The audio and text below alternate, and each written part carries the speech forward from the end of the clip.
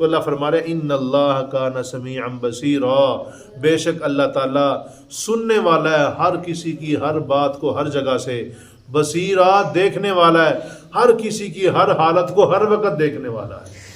اما بعد فاعوذ باللہ من الشیطان الرجیم، بسم اللہ الرحمن الرحیم۔ والذین آمنوا، اور وہ لوگ جو ایمان لائے، وعملوا الصالحات، اور نیک اعمال کیے، سندخلہم، ہم ان قریب ان کو داخل کریں گے، جنات، ایسے باغات میں، تجری من تحتها الانہار، جن کے نیچے سے نہریں جاری ہوں گی، خالدین فیہا ابدا، اس میں ہمیشہ ہمیشہ رہیں گے، لہم فیہا ازواج مطہرۃ، ان کے لیے اس میں بیویاں ہوں گی پاکیزہ، وندخلہم، اور ہم داخل کریں گے ان کو، ذلا ذلیلا، گہرے سایوں میں، ان اللہ، بے شک اللہ تعالی یامرکم، تمہیں حکم دیتا ہے، ان تؤدوا الامانات، کہ تم امانت ادا کرو، الی اہلہا، اس کے اہل کی طرف، واذا حکمتم، اور جو تم فیصلہ کرو، بین الناس، لوگوں کے درمیان، ان تحکموا بالعدل، یہ کہ تم فیصلہ کرو انصاف کے ساتھ، ان اللہ، بے شک اللہ تعالیٰ، نعم ما یعظکم بہ، تمہیں اچھی نصیحت کرتا ہے، ان اللہ، بے شک اللہ تعالیٰ، کان سمیعا بصیرا، ہے سننے والا اور دیکھنے والا۔ صدق اللہ مولانا العظیم۔ اللہم صلی علی محمد وعلی آل محمد، كما صليت على إبراهيم وعلى آل إبراهيم إنك حميد مجيد۔ اللهم بارك على محمد وعلى آل محمد، كما باركت على إبراهيم وعلى آل إبراهيم إنك حميد مجيد۔ والذین آمنوا، اور وہ لوگ جو ایمان لائے، وعملوا الصالحات، اور نیک اعمال کیے، سندخلہم، ہم ان قریب ان کو داخل کریں گے، یعنی جنت میں۔ وہ کب داخل کریں گے؟ یعنی قیامت کے دن۔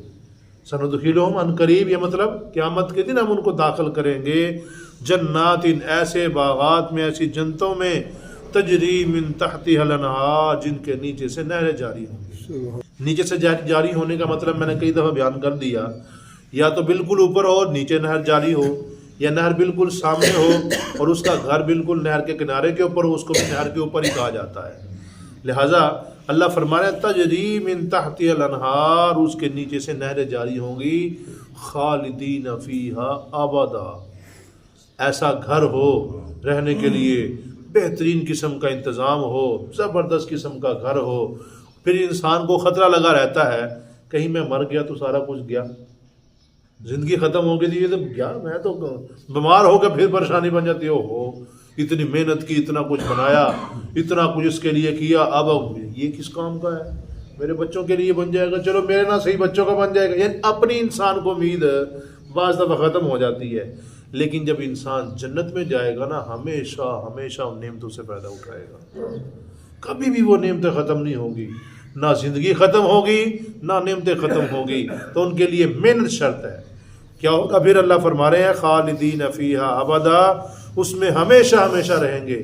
اب انسان کے پاس بہترین گھر ہو، کھانے کے لیے بہترین چیزیں ہوں، ہر قسم کی اس کے پاس آسائش موجود ہو، لیکن بیوی نہ ہو تو ہر چیز بیکار ہے کہ نہیں؟ ایسے ہی بیوی نہ ہو تو ہر چیز کیا ہے؟ کسی کھاتے کی نہیں ہے۔ اللہ فرما رہے ہیں لہم فیہا ازواج مطہرہ، ہم ان کو وہاں پہ پاکیزہ بیویاں بھی دیں گے، دل کی پاکیزہ بھی ہوں گی، دل کی صاف ستھری ہوں گی، اور پھر دوسری گندگیوں سے بھی پاک ہوں گی۔ جو گندگیاں عورتوں کے ساتھ لگی ہیں، ان گندگیوں سے بھی عورتیں بالکل صاف ستھری ہوں گی، نہ ان کو تھوک آئے گا، نہ بلغم آئے گی، نہ اور جو مہینے کے بعد حیض وغیرہ نفاس وغیرہ آتا ہے وہ بھی کچھ نہیں ہوگا، صاف ستھری ہوں گی۔ اللہ فرما رہے ہیں جب ہم جنت میں داخل کریں گے، ہمیشہ ہمیشہ رہو گے، وہاں پہ بیویوں کا انتظام بھی ہوگا، وہ بھی ہمیشہ ہمیشہ رہیں گی۔ وَنُدْخِلُهُمْ ذِلًّا ذَلِيلًا، اللہ فرما رہے ہیں ہم تم کو داخل کریں گے ذِلًّا ذَلِيلًا، گہرے سایوں میں، بہترین قسم کے سایوں میں داخل کریں گے۔ آپ دیکھ لیں گرمی آ رہی ہیں، انتہائی زیادہ گرمی لگی ہوئی ہو، اور پھر کیا ہو، کہیں سایہ مل جائے گہرا سا، کتنا سکون ملتا ہے۔ وہاں پہ ایسی تپش نہیں ہوگی وہاں پہ تپش سایہ ہوگا، دھوپ بھی ہوگی لیکن تپش نہیں ہوگی۔ اس سے معلوم ہوتا ہے کہ سایہ یعنی کوئی چیز کسی چیز کا سایہ ہوگا پھر ہی ہوگا نا سایہ۔ اب سورج رات کو سورج نہ ہو پھر سایہ ہوتا ہے کسی چیز کا؟ نہیں ہوتا۔ مطلب وہاں پہ دھوپ بھی ہوگی اور سایہ بھی ہوگا، لیکن دھوپ کس کی ہوگی وہ اللہ کو پتا ہے۔ وہاں پہ جائیں گے تو یہ نظام دیکھیں گے، اللہ ہم سب کو نصیب فرمائے۔ وہاں پہ جو نظام ہوگا، وہاں پہ جو نعمتیں ہوں گی، اللہ کے نبی نے فرمایا نہ آج تک کسی آنکھ نے دیکھی ہیں، نہ کسی کان نے ان کے بارے میں سنا ہے، نہ کسی دل میں ان کے وہ کھٹکا پیدا ہوا ہے۔ ایسی نعمتیں وہاں پہ مہیا ہوں گی، یعنی وہاں پہ سایہ بھی ہوگا۔ ان اللہ یامرکم، لہٰذا اللہ تم کو حکم دیتا ہے ان تؤدوا الامانات الی اہلھا، یہ کہ تم امانتیں ان کے اہل کی طرف ادا کر دو۔ یہ سیاست مدینہ ہے، یہاں پہ مدینہ کی سیاست کا تذکرہ ہے۔ عمران خان کہتا تو تھا کہ ریاست مدینہ بناؤں گا، فلاں کروں گا، وہ کروں گا۔ ریاست مدینہ ہے کیا، سیاست مدینہ ہے کیا، اس کا تذکرہ ہو رہا ہے۔ ان اللہ، بے شک اللہ تعالیٰ، یأمرکم، تمہیں حکم دیتا ہے ان تؤدوا الامانات الی اہلھا، یہ کہ تم امانتیں ان کے اہل کی طرف ادا کرو، یعنی امانت میں خیانت نہ کرو۔ یہ پہلا حکم ہے، یعنی امانت میں خیانت نہیں کرنی ہے۔ مدینہ کی ریاست میں بہترین حکم تھا یہ کہ جس کی امانت ہے اس کو دینی ہی دینی ہے، امانت میں خیانت نہیں کرنی ہو۔ دوسرا، وَإِذَا حَكَمْتُمْ بَيْنَ النَّاسِ، جب تم لوگوں کے درمیان کوئی فیصلہ کرو تو ان تحکموا بالعدل، یہ کہ انصاف کے ساتھ فیصلہ کرو، بالکل انصاف کے ساتھ فیصلہ ہونا چاہیے۔ کسی ایک کا جنا پلہ بھاری کر کے جان بوجھ کے فیصلہ غلط نہیں کرنا ہے، بلکہ اگر فیصلہ غلط کر دیا تو کل قیامت کے دن جواب دہ ہوگے۔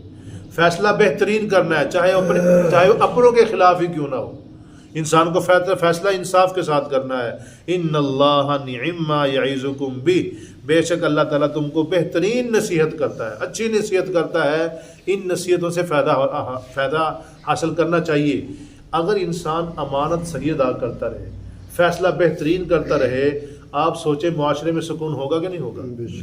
امن ہوگا، سکون ہوگا۔ فیصلہ اگر بالکل انصاف کے ساتھ ہوتا ہو، کسی کے ساتھ زیادتی ہے، اس زیادتی کا بدلہ اس کو بہترین چیز مل جائے، تو فیصلے اگر اچھے ہو جائے نا، حکومت میں فیصلے اگر اچھے رہیں تو پھر وہ حکومت بڑی اچھی رہتی ہے، سکون رہتا ہے وہاں پہ۔ تو اللہ فرما رہے ان اللہ کان سمیعا بصیرا، بے شک اللہ تعالیٰ سننے والا ہے ہر کسی کی ہر بات کو ہر جگہ سے، بصیرا دیکھنے والا ہے ہر کسی کی ہر حالت کو ہر وقت دیکھنے والا ہے۔ اللہ سے نہ کوئی چھپ سکتا ہے، نہ اللہ سے کوئی لک سکتا ہے، ہر وقت انسان اللہ کے سامنے ہے۔ کسی بھی وقت انسان کی آواز بھی اللہ سے چھپ نہیں سکتی ہے۔ اللہ تو انسان کے دلوں کے رازوں کو بھی جانتا ہے۔ آواز تو کیسی ہو سکتی ہے، جیسی مرضی انسان اونچی کرے آہستہ کرے، اللہ آوازوں کو تو جانتا ہی جانتا ہے۔ اللہ تو دلوں کے حالات سے بھی واقف ہے۔ تو ہمیں چاہیے کہ ایسی ذات کے ساتھ کسی کو نہ شریک کریں، اور اس کی ذات کے اوپر ایمان رکھتے ہوئے اس کے احکامات کے مطابق زندگی گزاریں۔ اللہ پاک سے دعا اللہ کی توفیق نصیب